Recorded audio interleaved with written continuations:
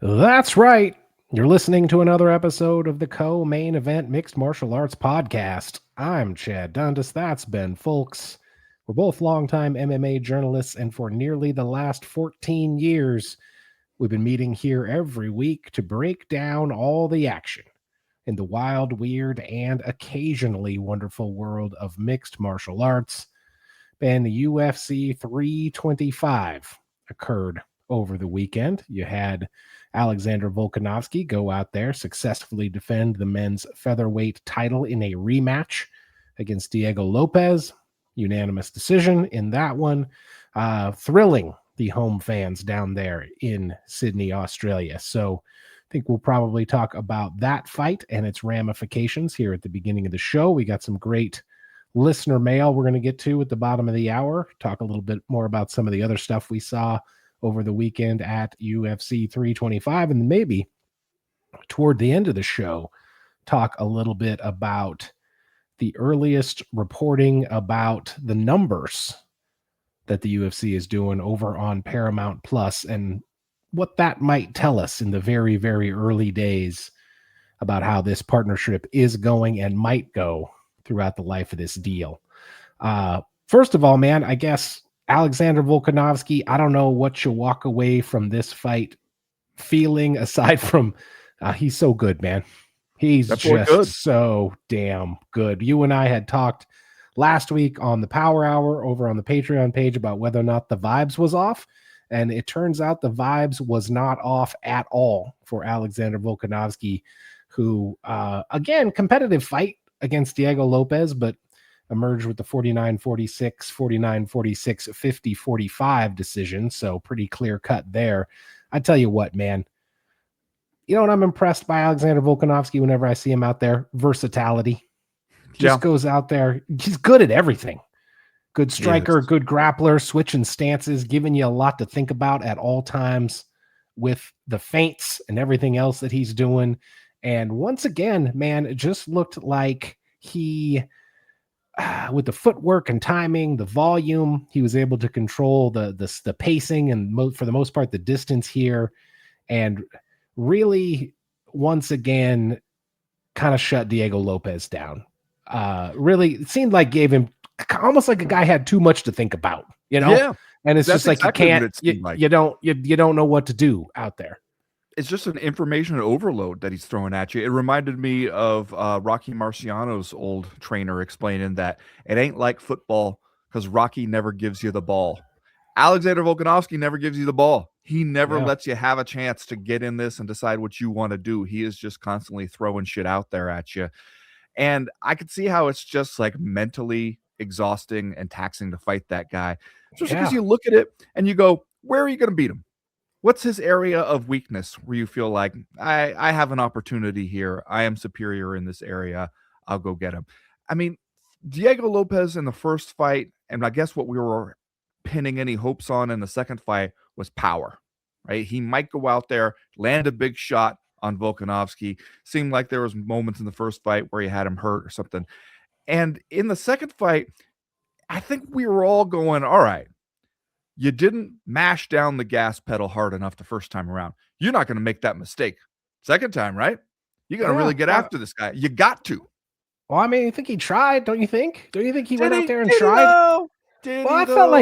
I felt like he tried to move forward, like do a little bit more imposing of his will, get started a little bit faster, and he just couldn't do it, man. He just couldn't do it. Like Volk mostly just shut him down. And in the instances where Lopes was able to find some success, he was just unable to build any momentum around that stuff, you know, like dropped him in the third round, sort of like a flash knockout. They both landed big shots in that round, and the way Volk just popped back up and pretty much took control again, you get to the end of that round and you're like, did Lopes even win that? Right? And then he fucking had a knockdown. So it's just like, I feel like he was trying to do it. But it's easy for us to sit here and be like, oh, really need to mash the gas pedal. Way harder when you're out there with Alexander Volkanovski in front of you, giving you a million things to think about at every second. That is true. And I will offer that up as a caveat for everything I'm about to say. Okay. Wow. Is there a but coming here? Or are you like, that's a good point? But there is a but coming, because you're absolutely right. It is really easy for a couple of middle-aged guys to sit behind microphones a couple days after the fight and be like, "You should have fought harder. You should have tried harder. You should have gone out on your shield, bro." Whatever. All that stuff people say, you got to be more aggressive. You got to get after him early. All that kind of stuff that we were talking about, that we thought he might do. It's so much easier said than done, especially against an all-time great and just one of the all-time smartest fighters. The in-fight IQ of Alexander Volkanovski, the ability to make adjustments on the fly. We've seen it so many times against so many other fighters, even great champions like Max Holloway, who couldn't figure this guy out and only seemed to fall further and further behind the more times they fought. So obviously, way easy to just say what you think a guy ought to do to go out there and beat this person. But I don't know if I've ever seen, at least in terms of what shows up in the cage on fight night, less of an adjustment from one fight to the next as Diego Lopes showed us here. It seemed like even just maybe some of this is just that he maintains a sort of placid, happy-go-lucky exterior even when he's losing a fight. But you're watching him late in that fight and you're being like, bro, it's happening again. You see that, right? It is slipping away from you again, the same way it slipped away from you the first time. And you're not really doing anything different about it. You're kind of just letting exactly the same shit happen to you. And you just want to go, what did you tell yourselves you were going to do differently? You must have said something, right? You must have said, hey, this guy really picked us apart last time. We had opportunities, didn't capitalize on them. How are we going to make sure something different happens the second time? And you just didn't see it. You didn't see any real adjustments. You didn't see him making any adjustments in the fight. You were just like, what were you telling yourselves you were going to do differently the second time around? Because it didn't seem like he did anything differently. It seemed like he still can't figure out that Volkanovski's going to have better footwork than you. Fine. But you got to tell yourself something, right? Like what you were going to do about that guy. And you just didn't see it. You just saw him just let this fight get away from him and just keep going. And I was like, by the end, especially you get to the fifth round, if anything, it seemed like less urgency this time than we saw the first time. You're just going like, you got to know you're losing. I was getting to the point where I was trying to watch his face as he's standing there waiting for the decision to be like, does he think somehow he won it? Does he just have like a wrong impression about what's happening here and what the judges are seeing? Because I was finding myself watching him and going like, they're scoring these rounds, right? And there's only 5 of them, right? When is the time? When are we going to go for it? When are we going to try to become featherweight champion? Because I didn't see it. I never saw him really make that push. And I've just like, it was frustrating to watch and just sort of vindicated everybody who said, we don't need to see this one again, at least not this quickly. You should have said all due respect at the beginning of that. All due respect to Diego Lopes. But what the fuck, bro?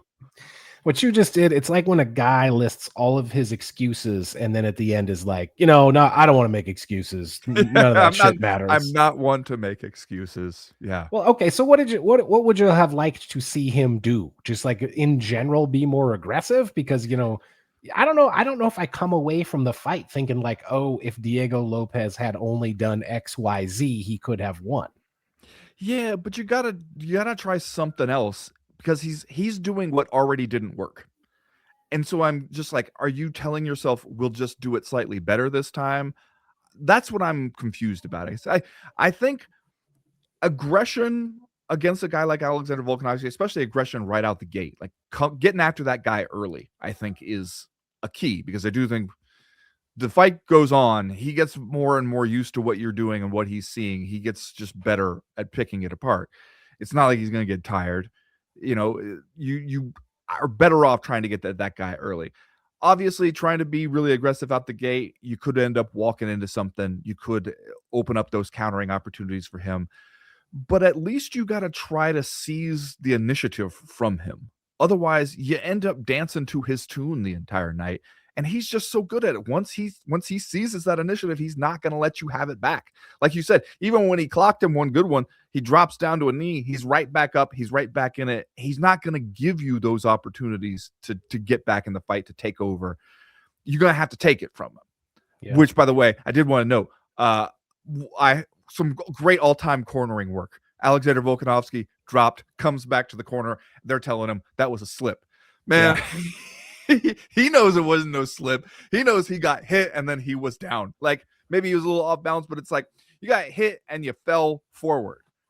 Like, telling him it was a slip is just sort of like, who are we trying to convince at that moment? You know? Like, don't even worry about it, bro. That was nothing. Like, he knows he got his bell rung a little bit there. He's been doing this a while. I mean, I guess if you're Diego Lopes, this fight does end pretty much with Alexander Volkanovski sitting on your face, which that's always embarrassing when that happens. You know, it's up there with surfing on a guy's back, honestly. It's like the somehow like classier version of surfing on a guy's back is sitting on his face. I don't know. It's just like that's not in the game plan when you draw it up before the fight. How is this dude aging so gracefully? Seemingly, right? 37 years old, is going to be 38 this September. Is putting together the resume of the all-time great featherweight, frankly, right? Tied the record over the weekend of most UFC featherweight title defenses. Two-time champ, went up and fought for the lightweight title twice. Just Alexander Volkanovski, I mean, he's up there in rarefied air probably with Jose Aldo as greatest featherweights of all time. And this man, I mean, depending on what happens next, but he's looking as good now as ever, right? At 37 years old. It's wild, especially at the lighter weight classes. Yeah, I do think that you see some of these guys waiting in the wings, and you're like, all right, there are some different stylistic matchups coming. There's some challenges coming at featherweight. There's work to be done there.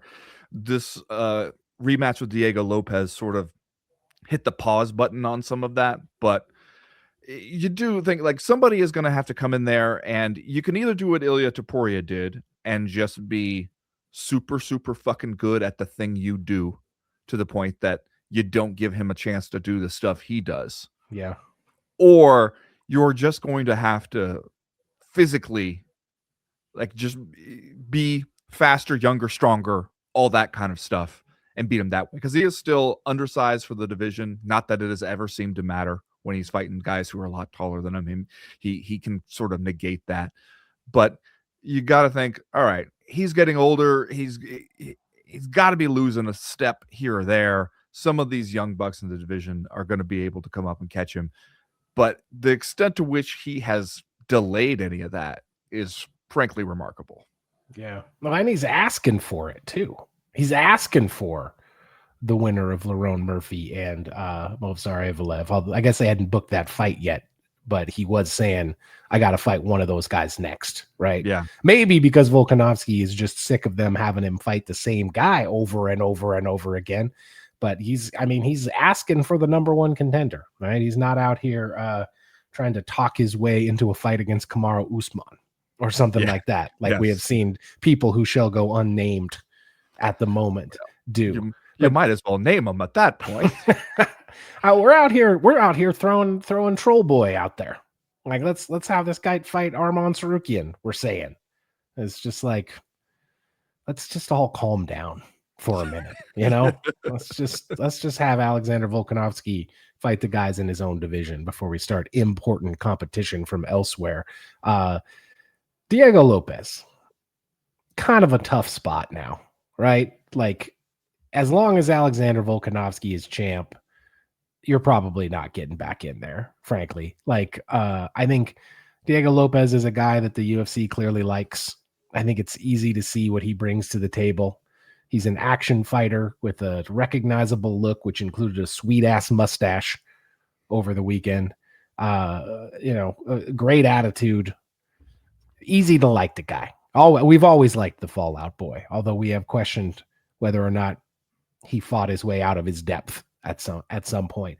But two losses to Alexander Volkanovski. I know for Lopes, he tucked a win in there in between them, but he's probably going to be in the mix. But at this point, you're waiting for somebody to dethrone Volkanovski for sure. Yeah, Because I do think that they're going to look at him and be like, all right, there are fun fights out there that you can make for this guy. But you're also going to get into a situation where they're going to go, all right, we don't want to put you up against anything that seems like it could plausibly be a number one contender fight. Because what if you do fuck around and win? And we're not really that excited about throwing you back into the title fight. All you could do is kind of ruin contenders for us. But featherweight has so many interesting names, interesting matchups out there. Diego Lopes, when he fights somebody who is not like a generational talent who can keep him from doing anything, is a fun guy to watch. I think that John Silva fight reminded everybody of that. But yeah, you're right. I mean, the one thing you got to be telling yourself if you're Diego Lopes is, shit, Alexander Volkanovski got to get old at some point.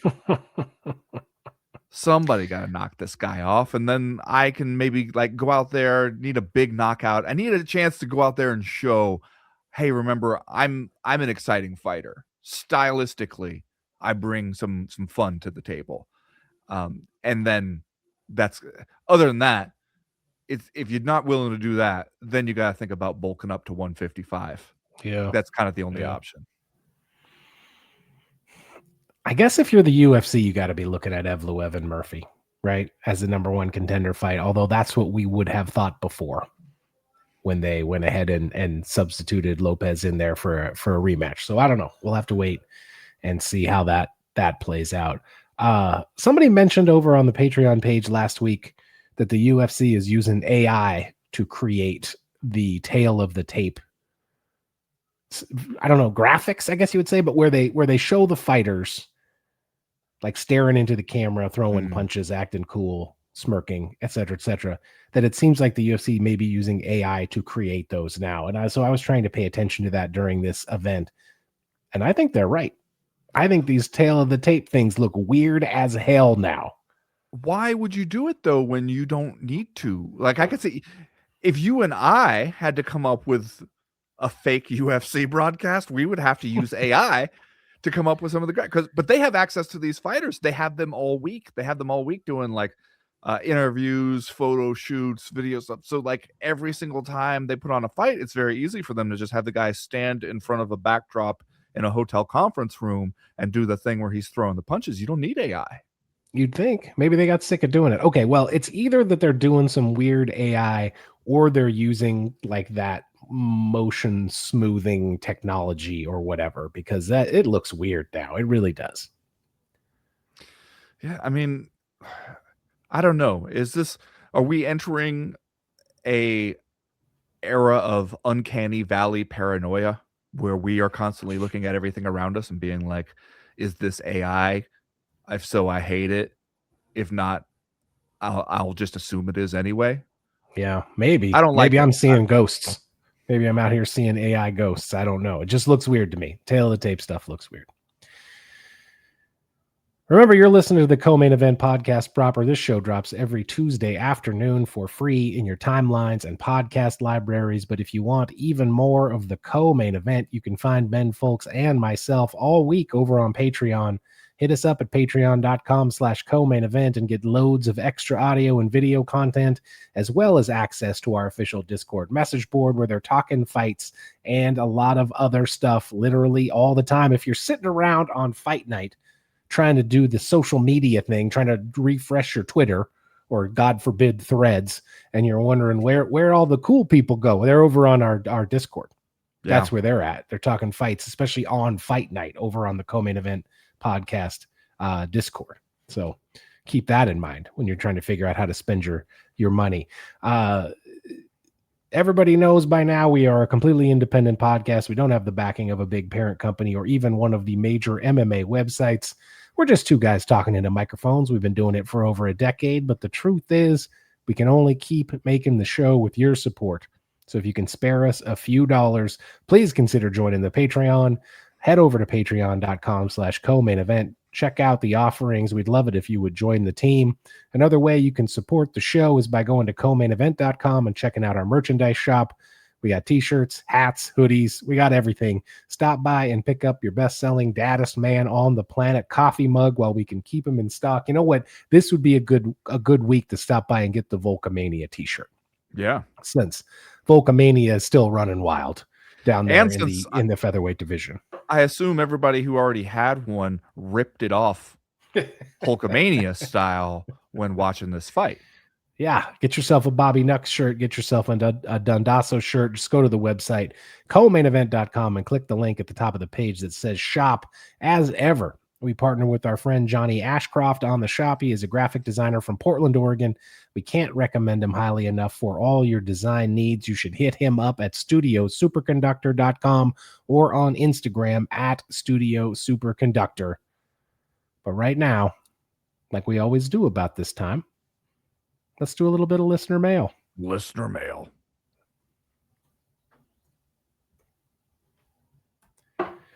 First piece of listener mail this week comes to us from Errol Brown, MBE, who writes, after Alexander Volkanovski successfully defended the title for a second consecutive time against Diego Lopes, some fans and media members began speculation that Arman Sarukian may get the next featherweight title shot after he stated he was interested in moving down and fighting Alex for the belt on the MMA Hour. Are you fucking kidding me?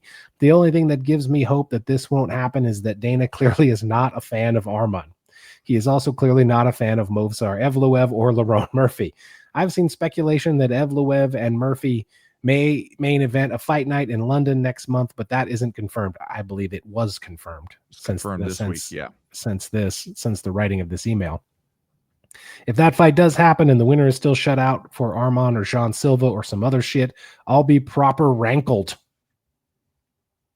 If that I don't happens. know what else you expect to hear from Errol Brown, MBE, British Jamaican singer and songwriter, best known as the front man of the soul and funk band Hot Chocolate. Okay, Just he'll be proper rankled. He died in 2015 at the age of 71 doesn't mean he can't be properly rankled now.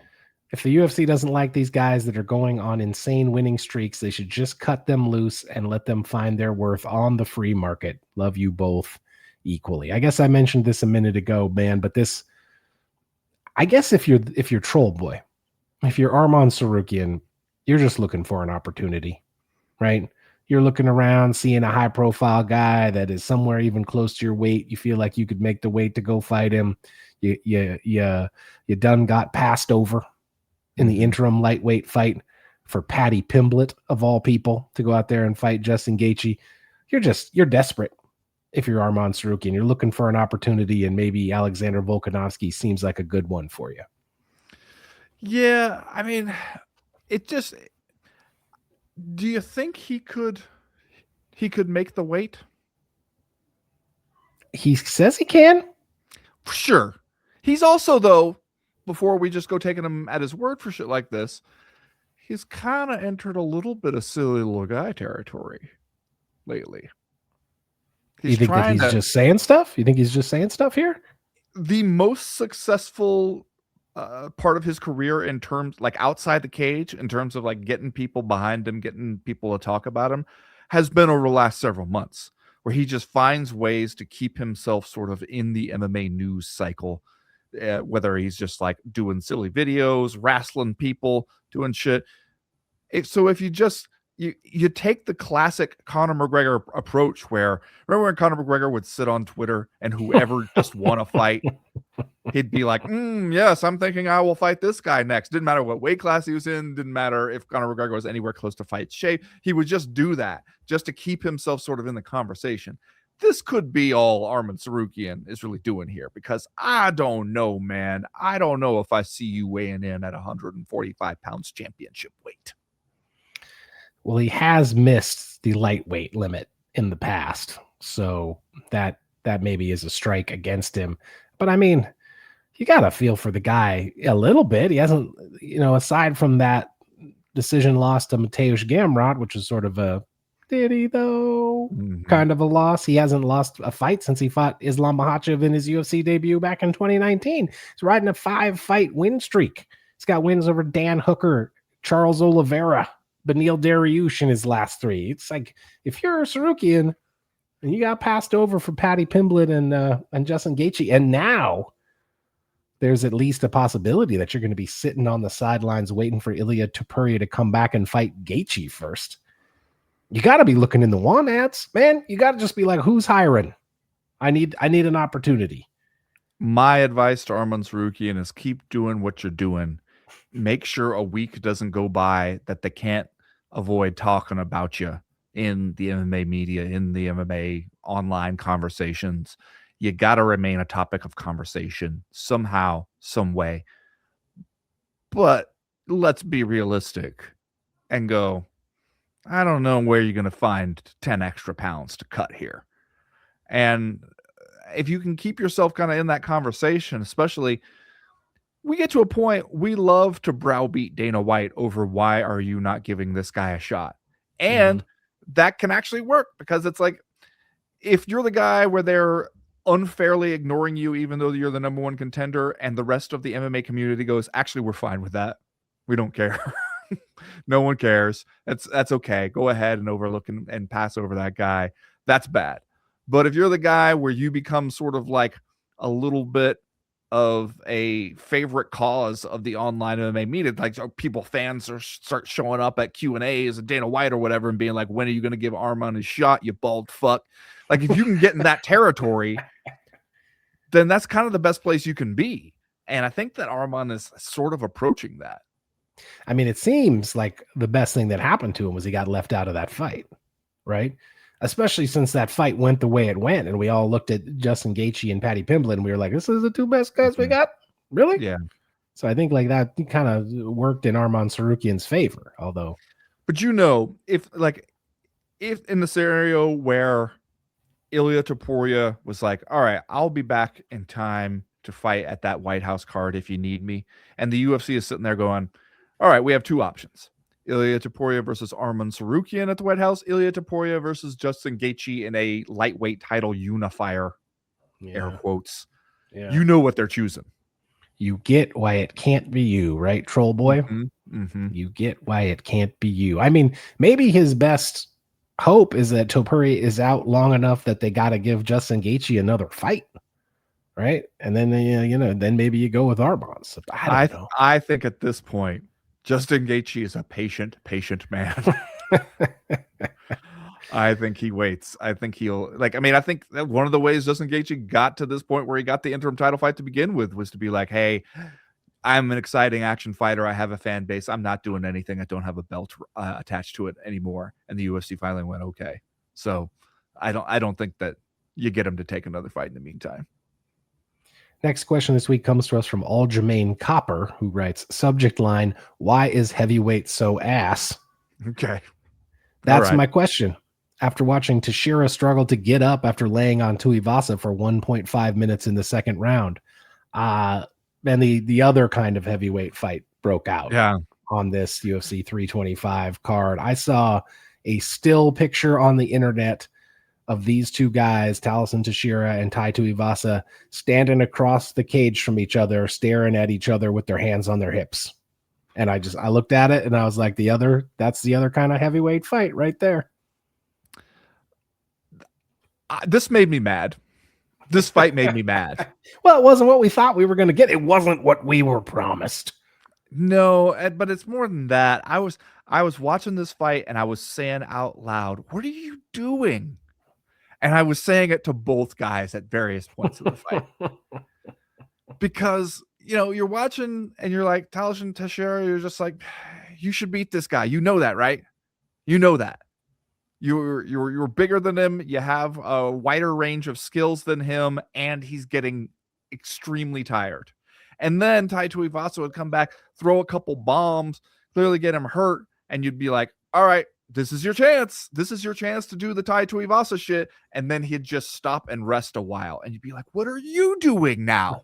Like, at this point, you should win, and you're not doing anything. Like, you're letting him off the hook, probably because you're too tired to keep punching. When even just a few more punches, you might be able to do it. I was just like, this was one of those fights where the way to make sense of it would be to spread the rumor that some gambler fucked up and accidentally paid them both off to lose. That's the only thing that can help you make sense of it. Because it's just like, nobody wants to win this fight, do they? Neither of you. Neither of you guys really gives a shit about this one. You're standing there with your hands on your hips and we're just going, all right, like, that's where you want the referee to step in and be like, we're calling it. This is a draw. I saw the heavyweights do the thing. We don't need to go any further, And As the soon as you question got of two guys bent over holding their shorts, Mhm. hands on knees, that's it. Just wave it off. You just like the question of why is heavyweight so ass is one that we find ourselves asking from time to time in this sport. Yeah. Kind of an eternal question. Yeah. But And I mean, I feel like we have a good hypothesis. We've talked about it before on the show. Your hypothesis is basically the NFL hypothesis that if you're a big Yeah. guy and you're good, pro sports has other work for you. Yeah. If you're 6'8", 260 pounds like Taliesin Teixeira is, at least here in America, we'll find you something else to do. Yeah. If you're 5'8" and 165 pounds, maybe UFC featherweight is looking pretty good. If you're 6'8" and 270 pounds, and you can run a drop back pass protection drill, maybe there's other opportunities out there for you that don't involve getting punched in the face by Tai Tuivasa. Yeah, the monster factory is needed now more than ever. I'm telling you, if you're out there, if you are a venture capitalist out there right now listening to this show, all Ben Folks and I need is enough seed money to rent a warehouse, put a bunch of equipment in there, and some business cards. Yeah. That where we can stand outside every NFL training camp on cut day. After the guys turn in their playbooks, walk out to their rental cars, we're just standing there. Just, hey, kid, give me a call. Here's my card. See, come join the Monster Factory. So we are. Give us 8 months. Give us 8 months. We'll have half a dozen American heavyweights ready to go. At least half a dozen. I mean, we're not going to skimp on those business cards either. Don't think that we're going to buy the cheap versions. We want the good. We want the shit that makes the dude from American Psycho panic a little bit. So we're going to have to pony up some dough. But what I'm saying to you is, if you're one of these people that keeps putting millions of dollars into one championship, come on. You obviously don't love money. You obviously have too much of it and you're trying to get rid of it. Let us get rid of some of it for you. We could lose money for you just as easily as those guys. We might actually fuck around and do something. So hit us up. Let's get into some big time investing. And all we're asking for is a few mil. It's not even that big a deal. I mean, we'll have to pay ourselves salaries. Naturally. That goes without saying. The IRS would look askance at us if we did not pay ourselves salaries. Next question this week comes to us from former professional Pakistani squash player Jahangir Khan, who writes, subject line, the battle giraffe does it again. Cam Roston is a breath of fresh air for the middleweight division, cutting promos and bringing smiles. Agree? I mean, this once again is a reminder that for all the trash that we talk about them, the UFC actually has an incredibly deep roster right now, an incredibly deep roster of up and coming guys in various divisions. And I feel like you could say that if Cameron Rowston went out there and took care of Cody Brundage over the weekend, or honestly, the fight before where Jacob Malkoun pretty much outclassed Torres Finney. That's another guy where you look at him and you're like, that's a 30-year-old man who could do some things in the middleweight division, despite a couple of losses early in his career. It's just like everywhere you look, you got a guy, multiple guys, multiple people in various divisions. They're like, we're not even talking about them. They're not even on the radar. And yet you can tell that they're really good at what they do. They're just talented as shit. Yeah. And I mean, like, that's what we ought to expect. You got basically a monopoly on this entire sport. You're locking guys down really early on in their careers. You're treating them like penny stocks. So some of them could come through and be really good. You do have a bunch of really good fight. Like, just the thing we always say, when you're looking just talent wise, ability wise, the things you see from even just sort of middle of the road fighters in the UFC blows away what you were seeing 10, 15 years ago from even like top guys. So the talent level is absolutely there. It's getting people to care about him, and also getting the UFC to care about him when they're not. When it's easy for them to be like, all right, we're going to Australia. Who we got from down there in that part of the world? We'll throw them on a card there. You gotta though treat them like they're more than just regional attractions, regional talent at some point, and get them out there in front of the wider audience. Next question this week comes to us from Dan Alexander, who writes, Dan Hooker's very open about what he brings to the table. His willing embrace of damage can surely only end with diminished returns. Diego Sanchez, Tony Ferguson, and that guy with the damage tattoo on his chest all spring to mind as fellow, quote, don't care too much for my health alumni. What advice would you give Hooker? Let's pretend he values his future and being able to feed himself well into old age. He says he currently loves, but to be honest, I'm starting to harbor ill feelings towards the one who wears glasses. Okay, I see what you did there. That, yeah. I think, is a shot at how if you host a podcast with a person for long enough, you both start turning into slightly different versions of the same person. Yeah, 100%. So thanks, Dan. It is tough when you kind of make your identity on being I'm the guy who likes to go out there, throw down, and drag us both to the hospital. And then when you get to a point where it's just you going to the hospital, I don't know, bro. I mean, Dan Hooker is still like, he's a known name. He is a guy people get excited about seeing. He can throw out some quotes in an interview that'll get him some attention. He has all those kind of pieces of it. Also, I think that we've seen at this point, he is not going to be a top fighter in that division. That's just not in the cards for him, and it's only heading further and further from that. So if you can try to talk yourself into some good stylistic matchups that are not just the UFC trying to make somebody else's name off of you, which is what your last couple fights have been, honestly. Yeah. That's what they've been trying to do. They know it, whether you know it or not. And if you can't do that, then I don't know, maybe you're better off staying home and hosting fighting events in your backyard. Like, you're better off taking that name value while it still has something and doing something else with it. Because you're right, if you end up in too many more of these, your toughness at a certain point starts to work against you because you are just out there taking ass whippings for, the show money, basically. I think that we learned recently that Dan Hooker is not going to be a top fighter in this division, but I also think we learned in recent years that he's also not going to be an investment banker. Okay. Right.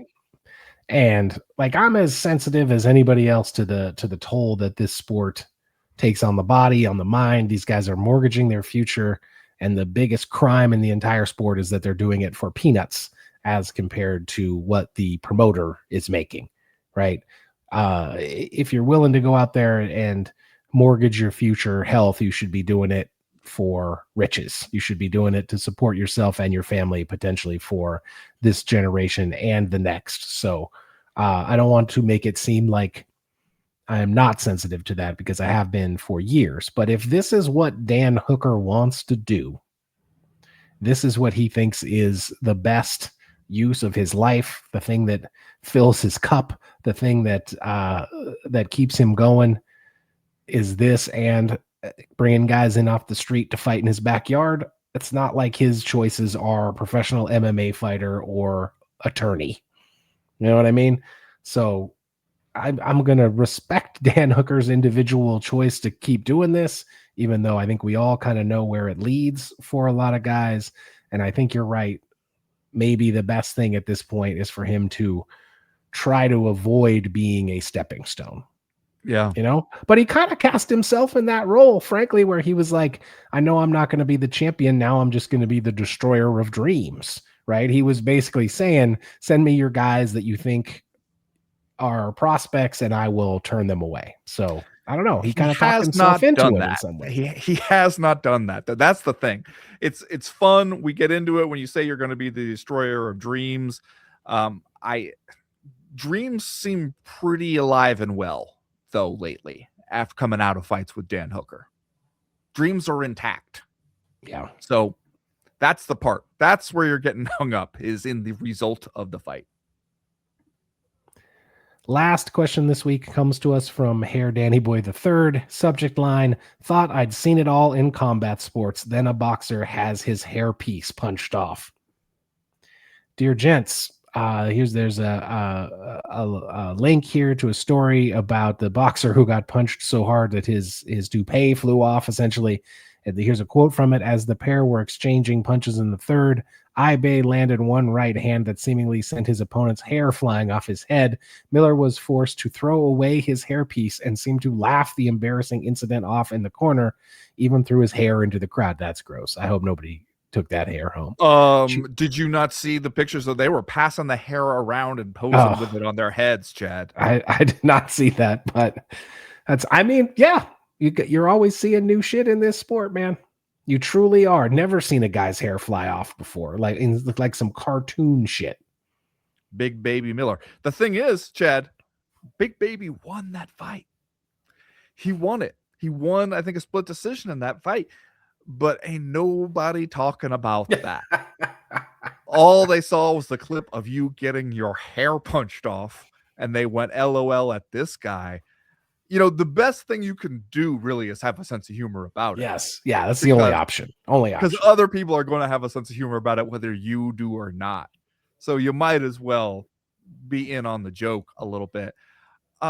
He claimed afterwards, I believe, that basically he basically tried to claim no, I'm not bald, and trying to pretend I'm not, that he had some kind of mishap with his hair, claiming I can still absolutely grow this hair, but had some sort of mishap, didn't want to go out there bald, had him put on this, and then it just got punched off his goddamn head. And I was kind of like, this is one where you don't explain.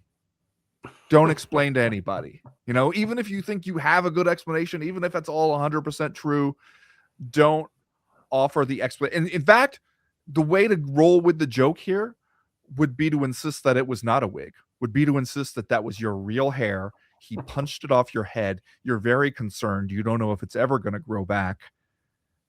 You know, roll with it that way. Don't try to be like what had happened was about you getting the wig punched off your head, you know? Yeah.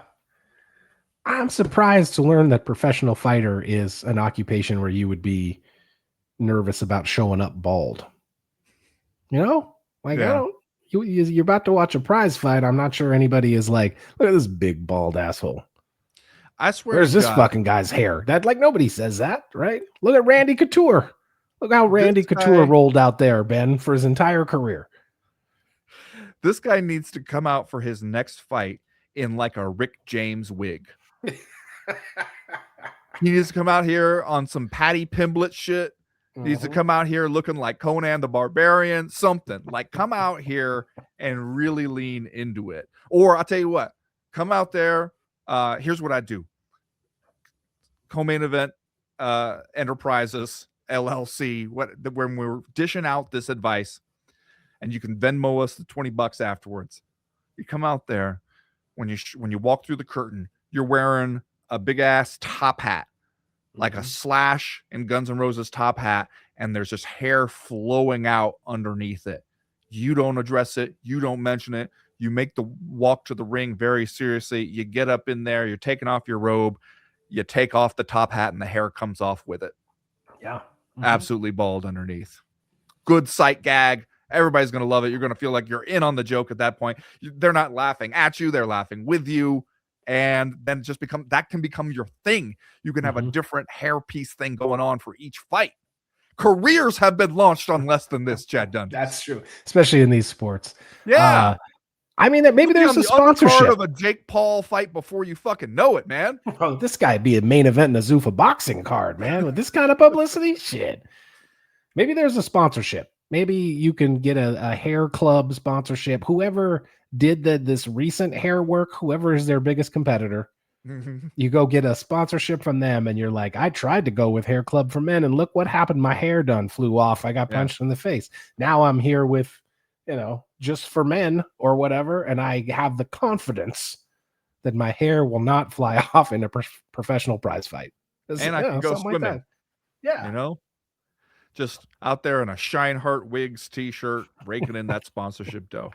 Not made from dead person hair. That's going to do it for listener mail this week. If you have a question, comment, or concern that you want to air to the podcast in future weeks, you know how to do it. Go to the website, co-mainevent.com. Click the link in the top right-hand corner of the screen that says email the podcast. That will get you in touch with us. Ben, we have debated and debated and debated what the UFC would look like on Paramount. We've questioned whether the investment made any kind of sense for the streaming service. Now we have seen 2 numbered events for the UFC and a Zuffa boxing event on Paramount. And so far, if these latest reports are accurate, things sort of seem, at least in the very early days, in a very small sample size, to be maybe a huge home run. We will talk about that right after this.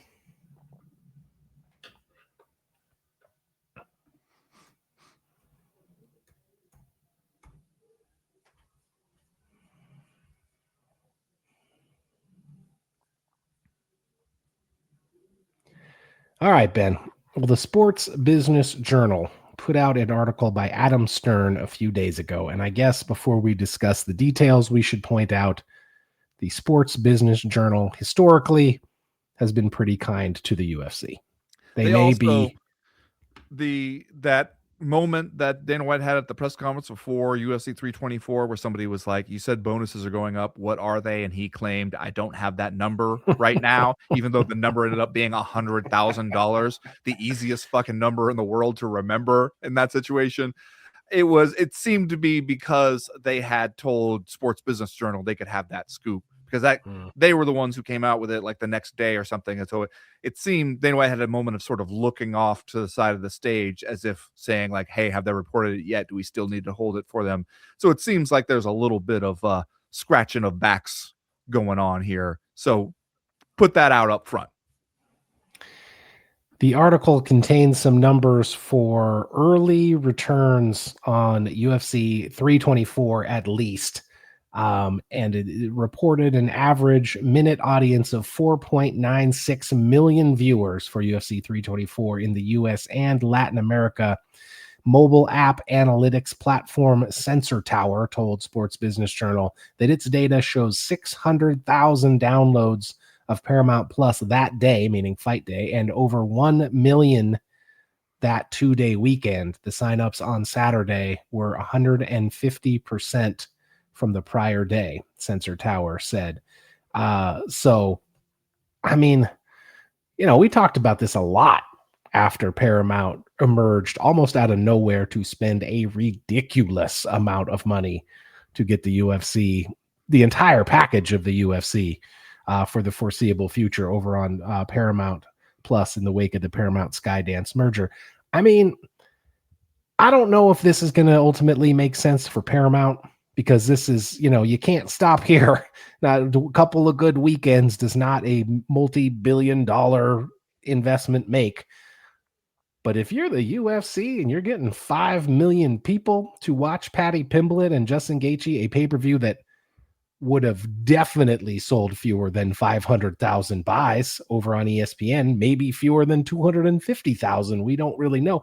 If you are suddenly getting 5 million people to watch your pay-per-views and you're getting an ass load of money, so much money you don't even have to worry about not having pay-per-view anymore. To me, that seems like a grand slam home run for the UFC. Yeah, absolutely. That is exactly how it looks from here right now. Is it a good deal for Paramount? We still don't know, especially because there is still, I think, a fair question to be asked. The big picture company strategy for Paramount is exactly what were they buying for that 1.1 billion a year with the UFC? It wasn't, it seems, just the rights to broadcast the UFC. It was part of a rightward move for the company and like trying to align itself with like certain right-wing values and viewership. It was signaling for them to be able to get the UFC, which has become sort of a right-wing sports brand. And so that's all I think wrapped up in what Paramount is getting for it.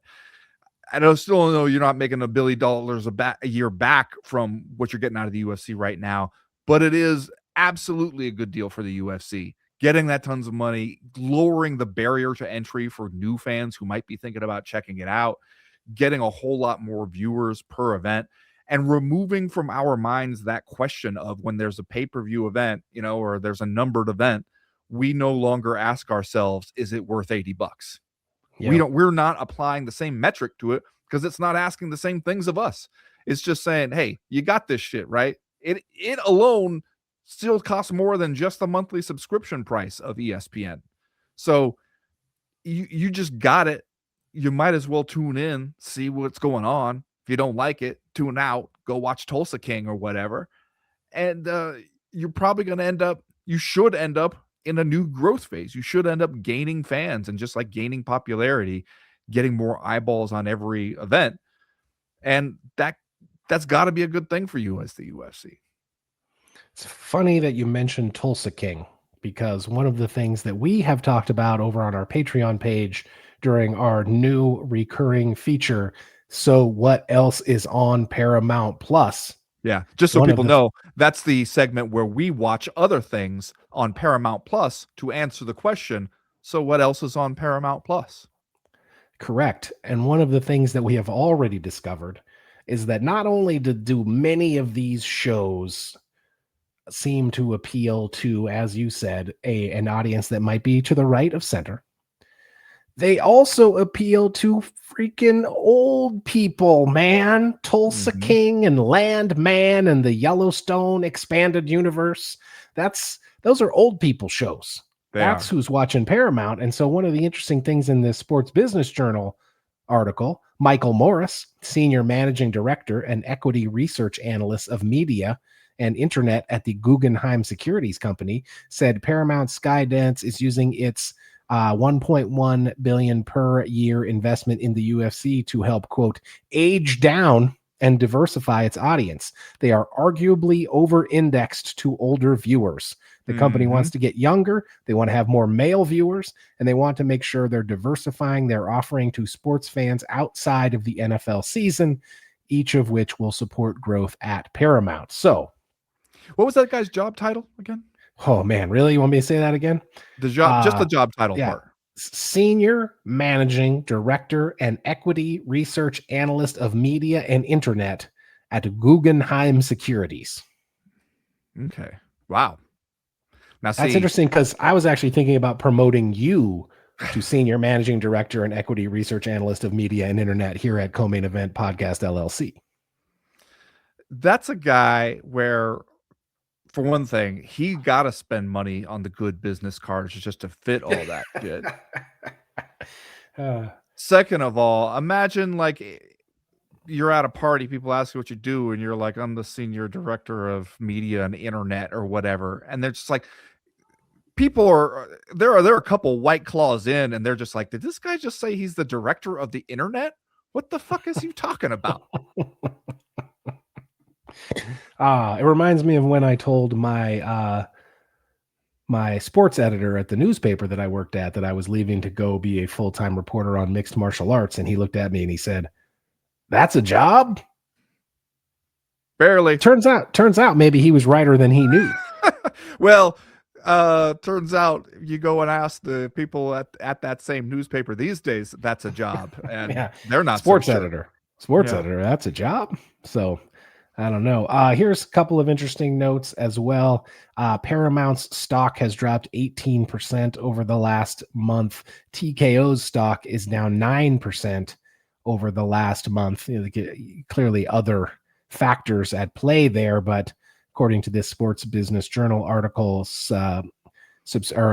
shareholders are definitely watching this deal to see if it turns out to be worth it, see if perhaps Paramount has overextended itself. And so, like I said at the beginning, a couple of good weekends ain't going to make or break this Paramount deal. They're in it for the long haul here with the UFC. I mean, you gotta be at this point, right? Interestingly enough, viewership figures for the Zuffa boxing card were not shared. Huh. Why do you think that is? I just probably didn't have them. It was kind of like the $100,000. I didn't have the numbers at that time. Okay. Didn't have them in front of him. Well, I don't know how much longer you can get away. At some point, you're gonna have to tell somebody how those are doing. Here's an interesting point, though. Even if you're not going to make your money back on the UFC, if it does in some way reshape your viewing audience, I mean, I don't know who comes out here thinking MMA is the key to the younger viewing audience these days. It seems to be the key to the 45 to 47-year-old man demographic at this point. But if you're Paramount and you manage to get a bunch of younger subscribers, they got us at this point. Like I said, I don't know who considers us younger, maybe younger than the retired folks who watch Yellowstone. But like, if you manage to reconstitute your streaming audience, then is it worth it to you, even if you're not actually making your money back simply on the UFC? Yeah, I mean, it seemed to me like the entire thing that Paramount has been trying to do lately was like driven by a feeling of you can either be one of the big streaming giants, or if you stay middle or small, you are going to eventually get eaten by one of the big streaming giants. So even if you have to spend huge amounts of money to go become one of those, and it's a big risk, scoop up fucking everything you can. And I don't, the UFC as like that quote that you read where he's like talking about sort of what they see as what the UFC brings you. The line about outside of football season, maintaining a sports presence, that's something the UFC absolutely gives you, because they're running shows damn near every weekend, year round. The content library is never going to be emptied. They're always going to have just like more and more stuff that they're churning out. And I think that, we saw that when ESPN Plus really used it to launch that new streaming service. It was like, here's something, a business you can get into, you pay them money, and they fill out the library quickly. And when you don't have anything, when you don't have much, especially in like the sports realm, that's a huge bonus for you. And so like that is something that the UFC gives you. It's not just like a seasonal thing, it's constant. Yeah, and that's absolutely right. And that is a major selling point of the UFC, you would have to believe, in all of these broadcast negotiations. So just one of the things I wonder is, like, how fast do you have to show a return on this investment before the stock price starts to tank, right? If we get a year or more into this and people do not see this heavy investment in the UFC as being worth it, then do things start to slip a little bit for Paramount? Does that end up not working out for them? I guess the other thing that comes to mind, that if you're a Paramount investor right now, like if you're somebody in there who has a vested interest in Paramount succeeding, aren't you a little worried about other stuff you see going on at the company there, where it's just like they installed somebody who has no experience running a news division of that size, and that person immediately has tanked it? And like all your shows are not only losing credibility that they built up over decades, like 60 Minutes, but also you're just losing viewers, and everybody's going, this sucks, we hate it. And you're going like, oh, maybe it wasn't a great idea to take these like institutional pillars that we had and just hand the keys over to some lady we liked who has no experience doing this. Like, that's the shit that would worry you right now. You're going, all right, we paid a whole bunch of money for the UFC, but at least the UFC has fans and is doing UFC shit. Like, is it going to be a mistake in retrospect to be like, did you pay money expecting that the UFC would do shit that to reach levels that it has never reached before? That might have been a little aspirational. But like, I think at this point, like, the thing about the UFC that you can rely on is that it's going to do a certain baseline level of stuff that you can gradually inch up, especially as like access becomes a lot easier for people. And it is going to bring the overall age of your viewers down, because it's like that is one, like, that demographic is like the audience churn we talk about. It's older people churning out mostly and younger people churning in. Yeah. So it is accomplishing those goals for you, I think. You might say there's a lot of stuff going on in America right now that we could look at and think, was that really a good idea? We are just knocking down pillars left and right in America right now, and then discovering they were in fact load bearing. Yep, holding up the house. All right, that's going to do it for the Co-Main Event podcast this week. You can join us on Patreon if you'd like. Go to patreon.com/co-main event. We'll be over there all week, including a live chat tomorrow, Thursday, for Doing the Damn Thing. That is the show where at times we dip into, so what else is on Paramount Plus? Mm-hmm. And then, of course, Friday's Power Hour to get you ready for the weekend's MMA action. That's patreon.com/co-main event. We'll see you over there if you do sign up. If you don't, we'll see you right back here next week. As for right now, thanks for listening, everybody. We appreciate the support. We are done. We are through. We are out. Now, see, next week is where we're really going to get into the programming. This is when Paramount Plus audience is really going to see what the UFC is all about, with Mario Batista versus Vinicius Oliveira in a bantamweight contender fight as the main event of your first fight night event on Paramount Plus over there at the newly named Meta Apex Arena. You're saying maybe some people got the wrong idea, being like, man, we went from one big event in a big arena to a different big event in a big arena on the other side of the world. Every weekend, UFC is bringing these big ass shows. And then you're just being like, calm way down, because those are a little bit of the exception rather than the rule. Let me tell you about two guys fighting in a warehouse, my friend. Mm-hmm. I'll make one bet with you, and that is that much like Zuffa boxing, viewership numbers might be conspicuously absent from some upcoming fight night events. We'll see. I don't know. That's interesting. We might not be running to SBJ to tout those, you're saying? We'll see. I guess we'll see.